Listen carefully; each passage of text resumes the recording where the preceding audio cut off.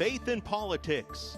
Tonight, an EWTN News special featuring Catholics on Capitol Hill. And it's really enriched my understanding of my own Catholic faith. Senator Mike Rounds from South Dakota tells me how his faith intersects with his job in politics. Representative Greg Murphy tells me how a meeting with Mother Teresa changed his life.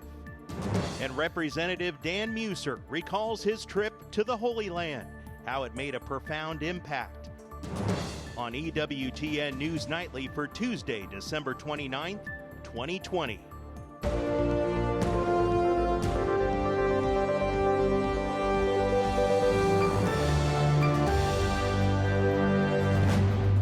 Good evening and thank you for joining us. I'm EWTN News Nightly Capitol Hill correspondent Eric Rosales. Well, tonight we share inspiring stories of faith and politics. You know, we often hear about the contentious arguments on Capitol Hill, but rest assured, I'm here to tell you, God is alive and well in the halls of Congress, and He is guiding lawmakers.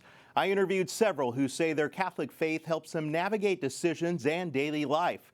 They strengthen their faith through Bible studies and hold each other accountable, being there in their time of need. This is a behind-the-scenes look at how they stay focused on the Lord while serving America. We begin tonight with newly re-elected Representative Dan Meuser, who serves the people of Pennsylvania and has been since 2019.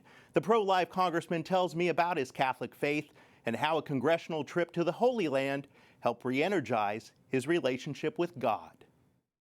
I believe in the power of prayer. Catholic Congressman Dan Meuser says God is alive on Capitol Hill. The number of members of Congress, Republican and Democrat, that have strong faiths and are quite religious in their lives is really something. But the Pennsylvania Republican tells me what really keeps his spiritual fire going is the messages of hope and prayer from his constituents. It inspires, it helps, and it makes you also feel more of a responsibility to live up to those prayers. And so constituents have a lot to do with it. Notes from his parish priest, Father Jim Paisley, back home at St. Teresa's Catholic Church in Shavertown, Pennsylvania, help too. He has a special closeness with House Chaplain Father Patrick Conroy. His locker actually in the Congressional gym is right next to mine. So we talk all the time. He calls me when we're on break. The congressman says growing up in Long Island, New York, his family was key to shaping his Catholic faith. My mother and my grandmother had us at Catholic church all the time. Even when they didn't go, we would have to go, my brother and I and my sister. Congressman Meuser tells me attending Cornell University on a Navy ROTC scholarship also helped his faith grow. I had some friends that were Marines and Navy, and so we had many discussions, some prayer groups as well, but attended pretty regularly. And it's just something that certainly stayed with me throughout. A major highlight of his time as a lawmaker was an August 2019 congressional trip to Israel, where he visited several key sites, including the Church of the Nativity, which houses the grotto of the manger, the birthplace of Jesus. You just felt being in the presence of where Jesus walked, where David fought Goliath. We were there. That's something that we will all never forget. What an amazing trip. Definitely a lasting memory that renews his Catholic faith. Well, since 2015, Mike Rounds has served as Senator of South Dakota. Prior to that, he served as the state's 31st governor. Now, throughout his career, Rounds says his faith and Catholic roots have kept him center. The good Lord will give us challenges, but the good Lord will never give us more of a challenge than we can handle. Senator Rounds considers his Catholic upbringing a gift from the time he was a student at St. Joseph's School in South Dakota, where he was taught by Benedictine nuns. I was raised Catholic. My dad actually had studied for the priesthood for a period of time before discernment, and he decided he really wanted a family. He shared with me how a weekly Bible study with fellow senators from both parties has helped him grow closer to God. And it's really enriched my understanding of my own Catholic faith. and it's made me even more appreciative of my own Catholic faith. The Bible studies are often led by the Senate chaplain, Barry Black. Pastor Black is a very special gift. Let us pray. He is thoughtful, he cares about all of us, and he keeps us together. And his message is a Christian message of faith and hope and love. I asked what has been the hardest for him during the COVID-19 pandemic. Our bishops have indicated that, perhaps it's not the right time to be at Mass. And Mass to me is very important. He and his family have been watching Sunday Mass online, celebrated by the Bishop of Sioux Falls. I think, if anything, it makes us yearn for the time in which we can get together and to break bread together, to have communion, and to recognize that very special part of our Catholic faith, because it's more than just the Word, it is also the body and blood of Christ. A gift that comes with an obligation to help others. We've been gifted with something very special in our faith and in our country. But our job here is to make things even better than the way that we found it. Catholics being the hands and feet of Jesus. Amen to that. Now, an incredible story of faith about a Catholic surgeon turned North Carolina Congressman. Dr. Greg Murphy was elected to fill the seat of pro-life Congressman Walter Jones after his death in 2019. Recently, Dr. Murphy won another term. He tells me that his Catholic faith has shaped his life's work, and as a member of the Congressional Doctors Caucus, he takes a hands-on approach to helping others around the globe. I have a key to the rest of the world. I'm blessed. It's a scalpel. North Carolina Congressman Dr. Greg Murphy is a surgeon who specializes in urology. No matter what color of the skin, when we cut open, we all bleed. We're all the same inside, and we all bleed the same red blood. And so it's a way to reach other people. At age 20, Dr. Murphy tells me his Catholic faith was challenged when he lost his father to a prolonged illness. And after praying for guidance on what to do with his life, he went to India by himself as a medical missionary. Spent 3 months in a leprosy hospital. I actually met Mother Teresa just very briefly during that journey, literally just shaking her hand. But when you meet a saint, it hits you as an experience that is otherworldly. He has worked on humanitarian missions ever since, helping others in Africa, Nicaragua, and in 2010 in Haiti. Right after the earthquake, I was literally like a caged animal, seeing it on television.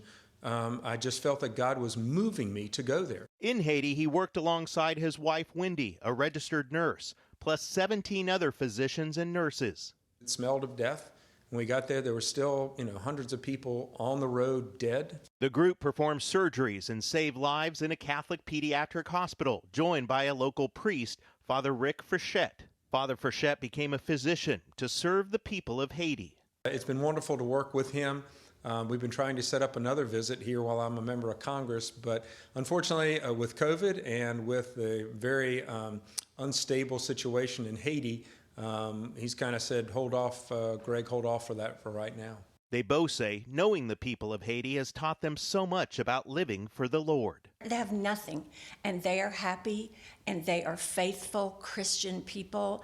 They live such authentic lives, and you turn and look at how we live and what all we take for granted and our freedom in this country, and it changes you.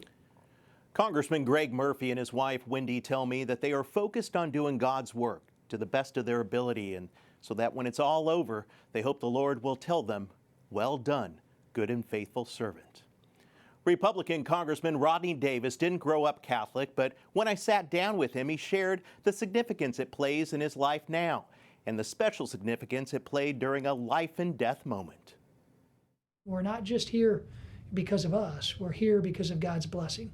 A convert to Catholicism when he was 31, Illinois Republican Rodney Davis has a crucifix from his home parish hanging in his office to remind him of what's important. It's positioned to where every time I leave my office, it's the last thing I see before I go meet with a constituent, before I go home, or before I go cast a vote on the House floor. He tells me House Chaplain Father Patrick Conroy helps nourish his faith. My faith has expanded through interactions, with my fellow members of Congress. And there are times that my faith is tested. A big test for Congressman Davis's faith came on June 14, 2017, here in Alexandria. The Republicans were practicing for the annual Congressional baseball game. Congressman Davis was up at bat when a gunman opened fire. And that day, still wearing bloody-stained clothes, he thanked the officers who defended them. Capitol Police that were injured too. They're the heroes. They're the ones that saved us because they were able to fire back at this maniac. He shared with me what that moment meant for him. Because of my experience in that mass violent shooting, there's no one I respect more than our law enforcement officers. And he says it was divine intervention that saw them through. If people didn't believe in God before our baseball shooting, you have to look at too many coincidences that happened that day. What are the odds that that was the day that the trauma surgeon who put the tourniquet on Steve Scalise's hip that allowed him to get to that hospital with 0 blood pressure rather than already perished? You know, some people may call it a coincidence. I call it a blessing. Congressman Davis tells me that he starts every morning by picking up his phone and opening with daily readings. Well, Representative Steve Scalise says that he also relied on his faith to survive the 2017 congressional shooting. I sat down with the Catholic lawmaker from Louisiana as he described how God performed miracles that faithful day. And then, lo and behold, a shooter comes out unbeknownst to us and literally starts shooting all of us. His intention was to kill all of us on the ball field that day. Virginia Attorney General Mark Herring later said the shooter's attack was, quote, an act of terrorism fueled by rage against Republican legislators. When I was hit, it all happened very fast, and I surely didn't realize how bad off I was. I fell down because it came in my waist here, and immediately my legs gave out, and then I started crawling away from the gunfire. As House Majority Whip Steve Scalise traveled with security detail, Capitol Police officers Crystal Griner and David Bailey quickly fired back. Both were shot during the shootout and still kept going after the shooter until they took him down. Already, Congressman Scalise tells me he was deep in prayer. I didn't feel pain and I didn't feel fear. I felt a very calm sense that I've put this in God's hands. The Capitol Police officers, helped by officers from the city of Alexandria, Virginia, kept the lawmakers from being sitting ducks. But the miracles were just beginning. The only reason that not only me but everybody else on that ball field is alive today is because God was on that field performing miracles. A bullet aimed at Mississippi Republican Trent Kelly was deflected by a chain link fence and whizzed past him instead. Congressman Brad Winstrup of Ohio was there. The former combat surgeon used his skills to save Scalise's life. And he put a tourniquet on that my trauma surgeon later on told me if he didn't properly prepare me, I would have never even made it to the hospital. But Steve Scalise did make it, and he returned to Capitol Hill just over 3 months later. I had to learn how to walk again, and God gave me the strength to do all of that, to overcome those challenges, and to not look back with bitterness, because I really don't have that. I feel just lucky, not anything else, and that's because of my strong faith. Congressman Steve Scalise shared with me when he was shot, he prayed to God some pretty heavy things. His daughter was just 10 years old at the time, and he asked God to let him live so that he could walk her down the aisle one day. Coming up, I hope St. Peter says, well done, good and faithful servant. we meet a congressman who learned the value of freedom from his mother, who was imprisoned in Cuba, how she taught him to put God first. And a veteran talks about his faith from the military to the halls of Congress.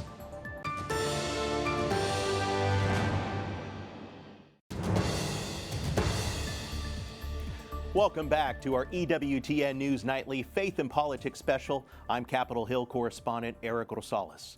A Republican lawmaker from West Virginia knows firsthand the importance of protecting one's faith.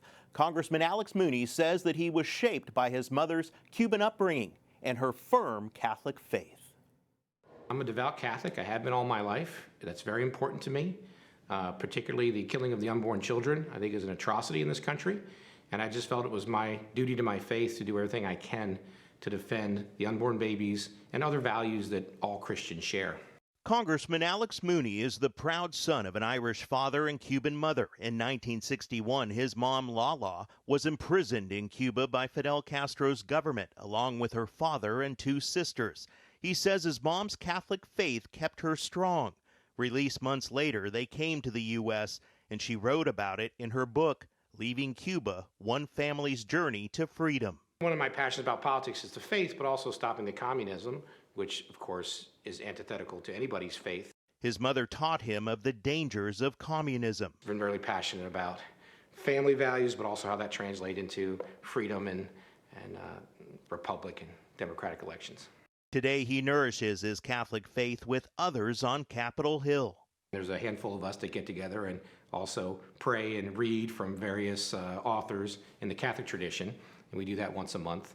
And that's something we've been doing for a couple years now, and it's going quite well. I found members of Congress, a lot of new ones, are looking for something like that. Congressman Mooney says he believes there is a cultural and spiritual war in our nation right now. He says an example is the recent Supreme Court case involving the Little Sisters of the Poor. I met with the Little Sisters of the Poor who simply want to take care of poor children, and they are being forced to pay for abortion as part of health care by laws that have been passed under previous members of Congress and presidents. And in the end, I hope St. Peter says, "Well done, good and faithful servant." And one more note, Congressman Mooney's cousin is Francis Suarez, the mayor of Miami, Florida, that is. So politics is definitely in the family's blood. U.S. Congressman Mike Gallagher was recently re-elected to represent Wisconsin's 8th District. The lifelong Catholic and combat veteran tells me how his faith helped him during 7 years with the U.S. Marines. My call sign was Gideon.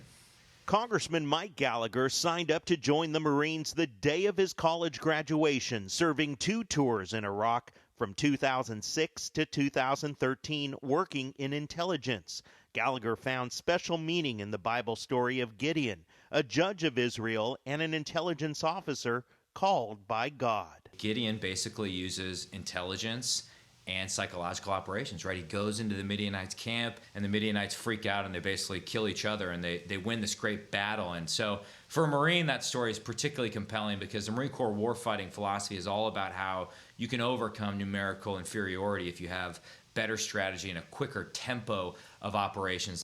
He tells me his career in politics was an unexpected detour. They changed my orders at the last second. They were going to send me to do a staff job that I thought would be boring because I wanted to deploy again. But had that not been the case, I'd still be in the Marine Corps. Regardless of his career path, he says his life stays centered on his Catholic faith.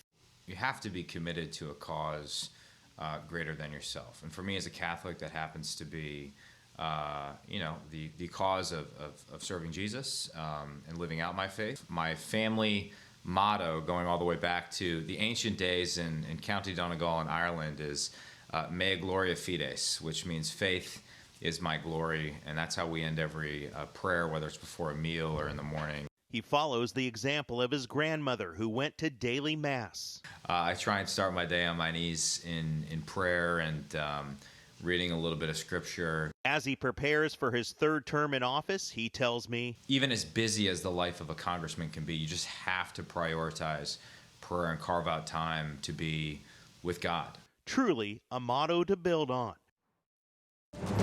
Up next, called to Congress, Representative French Hill tells us how his faith impacts his work. And providing hope through adoption. For a while, I thought babies came from nuns. Arizona Congressman David Schweikert opens up about his Catholic upbringing.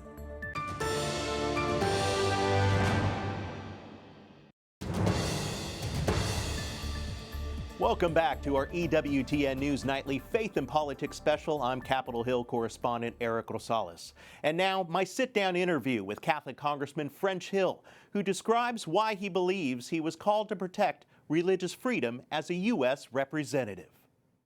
In my view, religious freedom is a tenet of American foreign policy. On Religious Freedom Day in January 2019, Congressman French Hill sponsored a resolution calling on the Egyptian government to improve their treatment of Coptic Christians. The Coptic Pope there says we all take our water from the Nile, meaning we're all Egyptians. But over the years, the legal structure has been very tough on the practicing of the Coptic faith. It's a bill he says will, quote, provide support for Coptic Christians who are experiencing persecution, not only from terrorist groups such as ISIS, but also from their fellow Egyptians. And he's working to wipe out limitations on religious freedom of all kinds. In 2018, Pope Francis, while addressing red martyrdom, those who face death and persecution on account of their religious beliefs, he also warned our nations about white martyrdom, which occurs in democratic countries when freedom of religion is restricted. Like restrictions in some parts of the country right now on churches being open during the pandemic. We want to make sure that if Home Depot is open, that our faith communities are open, and that we don't have infringement on people's First Amendment rights to practice their religions. Congressman Hill credits his grandmother and his great aunt for encouraging his family's strong Catholic faith. They really set the example in our life of a prayerful life and the enjoyment of the celebration of Mass. A tradition his father, an only child, continued. And like his father, Congressman Hill volunteers as a lector at his home parish, the Cathedral of St. Andrew in Little Rock, and instills in his children the importance of serving the Lord. On Capitol Hill, he helps organize the National Prayer Breakfast each year.